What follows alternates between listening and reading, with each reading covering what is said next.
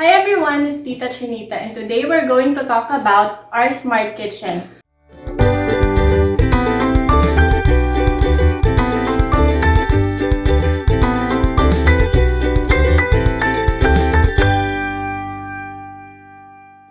So this video is part 1 of a video series that I'm calling Our Smart Home. So when I say smart, I don't mean tech smart. So hindi siya Alexa, hindi siya Google Home. It's more of practical, useful smart that have helped me save time, money, and space in the kitchen. So it's more of tips and hacks that help you move more efficiently in the kitchen. So for today, we have 3 categories. We have food organization, we have kitchen tools, and then we have others.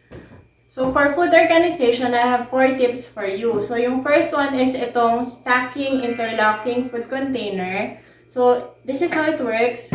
Pwedeng mag-screw yung bottom nung first mo na container dun sa lid nung second container. There you go. So nakalock na siya together. Space saving siya inside your ref kasi konti lang yung space na ma-occupy niya. This is helpful when you're making omelets or salads na may ingredients na pwede nyong i-prep ahead. So, kung may ingredients na galing from cans or bottles, pwedeng i-decant nyo na siya dun sa containers. Para pag gagawa na kayo ng omelette or ng salad, i-bring out mo na lang yung stack of containers. And then you can go ahead and make your salad or your omelets. So our next item is yung mga nesting food containers. So if you're familiar with the matryoshka dolls from Russia, di ba?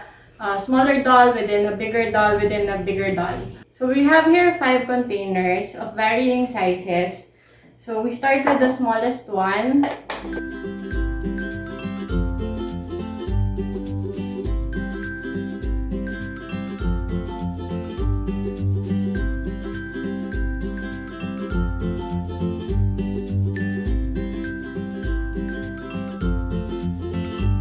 So, helpful siya when you're storing it when it's not in use kasi since nested siya, hindi siya mag-occupy ng masyadong maraming space in your pantry.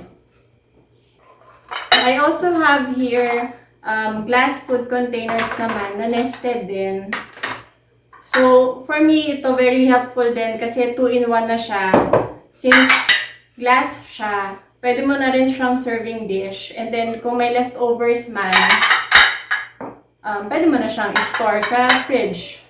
So, the third item on our list is recycled food container. So, I've shared with you before na itong mga jars sa likod ko na puro baking supplies, hiningi ko lang yung containers na yan from a milk tea shop. So, this time I want to share with you these plastic bottles na lalagyan ko ng mga liquid ingredients. These ones I recycled from pancake syrup bottles. So, kailangan na lang siya i-label. You didn't pay for it. I mean, you paid for the pancake syrup, but then, na-recycle nyo naman ng bote and pwede mo na siyang gamitin for other condiments. So, savings! So, yung pang-apat natin na tip under food organization is itong rotating racks, which I've actually shared with you before in the previous video. So, ito talaga helpful siya in maximizing vertical space, especially dito sa compact kitchen. So, this way, very accessible siya. You can see everything all at once. Kailangan mo lang iikot yung rack. So, space saving. So, let's move on to kitchen tools. May 4 tips din tayo under this category. So, the first tip is multipurpose kitchen tools. So, if you have a tool or a kitchen item that serves multiple purposes, okay yan kasi you save money and you save space. So, quick examples. This is the can opener that we use. So, it's a can opener, a bottle opener, and meron din siyang yung pambutas sa ibabaw ng cans for evaporated milks, condensed milks. And this is the cheese grater that we use. So, it has 4 sides. So, yung mas fine na side, I use for lemon rinds. And then, yung mas malalaki na butas, I use for cheese. And then, meron siyang side na parang slicer. So, one time nagamit ko na siya for kamote kamote chips. This is a 2-in-1 item. It's a colander and bowl in one. Very useful to sa akin ngayon when I make salads or pasta. So, ilalagay mo lang siya dyan, you drain it. And then you can also use the bowl separately. Diba? So, even if medyo malaki yung space na kinoconsume niya, since nested naman siya and 2-in-1 siya, space saving pa rin. So, our next tip is collapsible kitchen tools. So, yung mga collapsible na kitchen items, helpful siya in saving space. Kasi pag hindi mo siya kailangan, i-collapse mo lang, then you put it away, then hindi masyadong malaki yung nakakain yung storage. So, this is an example. This is a drying dish rack. So, open lang natin siyang ganyan. So, I use this kapag medyo overflowing na yung dish rack na ginagamit namin. Like, kung nag-bake ako or marami akong niluto, maraming hugasin. So, hindi na siya magkakasya dun sa normal namin na drying rack. So, I just pull this out, tapos pwede ko na siya magamit. And pag hindi ko na kailangan, I just collapse it and store. Our third item is the Lazy Susan. Sobrang gamit na gamit ko to. Hindi ko na alam kung saan part ng bahay ko to nadala. Pero lagi siyang useful kung saan ko man siya magamit. So currently, this sits inside our fridge. So this helps us contain our water bottles. So instead na may i-grab ka pa dun sa dulong part ng ref mo na mahirap i-access, with the help of the Lazy Susan, i-rotate mo lang siya and then mabilis mo na makukuha yung item. Our fourth item is this wall-mounted grid. This helps maximize vertical space in our kitchen. So, lalagyan namin siya ngayon ng pots and pans. So, this helped us organize in a very accessible manner. So, yung last two tips natin, kinategorize natin as others. Sorry, hindi ko na talaga maisip kung paano ko siya ika-class. So, others na lang.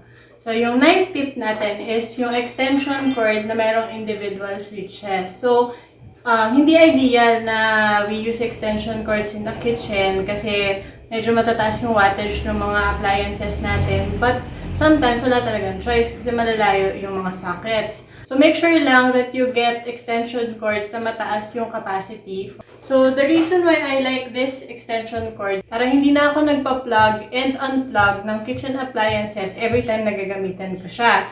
So dahil meron na siyang individual switches, so pwede kong i-switch on and off na lang yung appliances. So again, just make sure na kaya nung capacity ng extension cord yung wattage ng mga appliances na gagamitin nyo. So in our case, just to be sure, yung rule namin dito sa house is dapat isang switch lang yung naka-on at any given time. So hindi pwedeng pagsabay-sabay yung gamitin. At the end of the day, pwedeng i-unplug nyo na lang yung buong extension cord para safe. So our last tip is this rolling platform that I use for our gas range. So, di ba ang hirap linisin ng floor kung saan nandun yung gas range mo? So, pag hihilahin mo, hindi rin naman siya ganun kagaan. So, minsan, tatamarin ka na lang linisin yung floor kasi mahirap buhatin yung gas range. So, we bought this rolling platform and madali na ngayon linisin yung floor.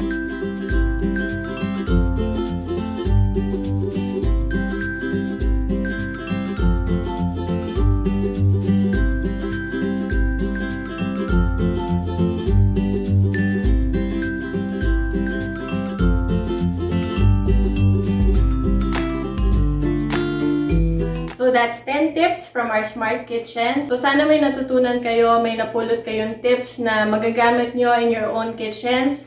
Let me know kung useful ba itong mga tips na shinare ko sa inyo.